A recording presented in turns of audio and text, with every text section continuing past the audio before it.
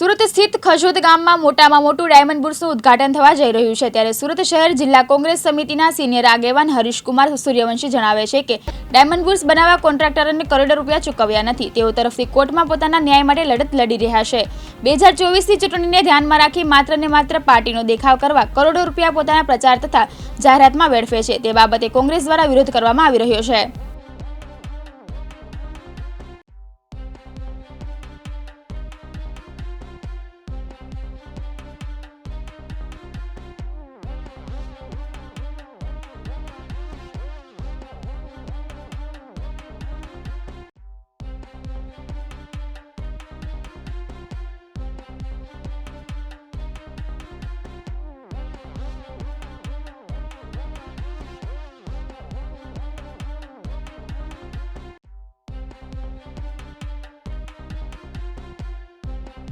હરીશભાઈ સૂર્યવંશી, સુરત શહેર કોંગ્રેસના સિનિયર આગેવાન છું.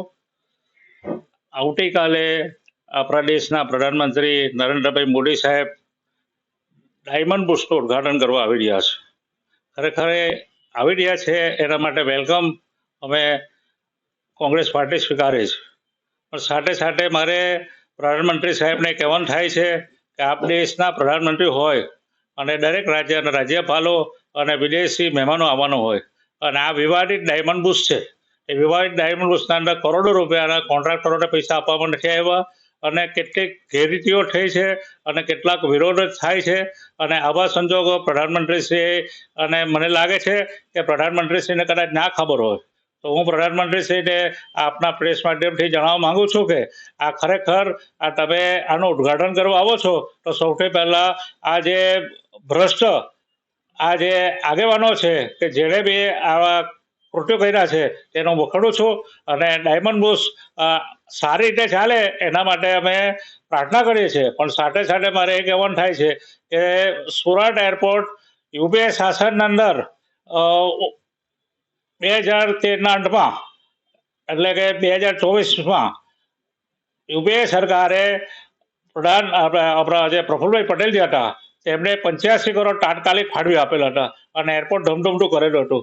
આજે રાષ્ટ્રીય લેવલ પર આંતરરાષ્ટ્રીય લેવલ પર કરવામાં નથી આવ્યું પણ ગઈકાલના સમાચાર સાંભળ્યા કે સંસદની અંદર પ્રધાનમંત્રીશ્રીએ કરી દીધું છે. પણ હકીકતમાં ત્યાં એરપોર્ટ પર કોઈ પણ જાતની સુવિધા નથી.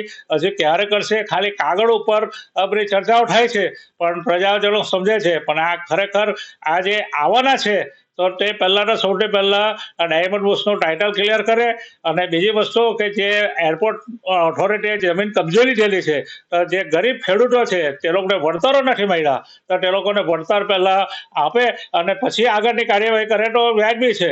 આજે ઘરના પોયરા ઘંટી ચારે છે અને બીજા લોકો આ કરે છે, આ કેવી રીતે ચાલી લેવી? આજે ખરેખર આ જે વસ્તુ જે ચાલી રહી છે તો જ્યારે નર્મદા બીચ હતું, નર્મદાના ઉપર બીજ ઊભું કરવાનું હતું તો તેના ઉપર અહેમદ પટેલ સાહેબે 385 કરોડ રૂપિયા સરકારમાંથી પાસ કરાવ્યા અને કોઈ પણ જાતનો ટોલ ટેક્સ ના લાવવાનો હોય.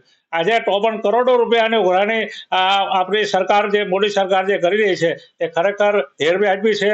લોકોને જે લૂંટવાનું બંધ કરે અને સાથે મારે એક જ કહેવાનું થાય છે કે આ જે કરોડોનો તમે જે ધુમાડો તમારી પાર્ટીને ધ્યાનમાં રાખીને તમારા 2024 ઇલેક્શન ધ્યાનમાં રાખીને તમે એના ઉતાવળિયા તમે કામ કરવા માટે અને તમારો પ્રચાર કરવા માટે તમે કરોડોના લોકોના જે કમાણીના જે નાણાં ટેક્સના નાણાં તમે પોતાની જાહેરાતમાં તમે વાપરો છો તે વાપરવાનું બંધ કરો.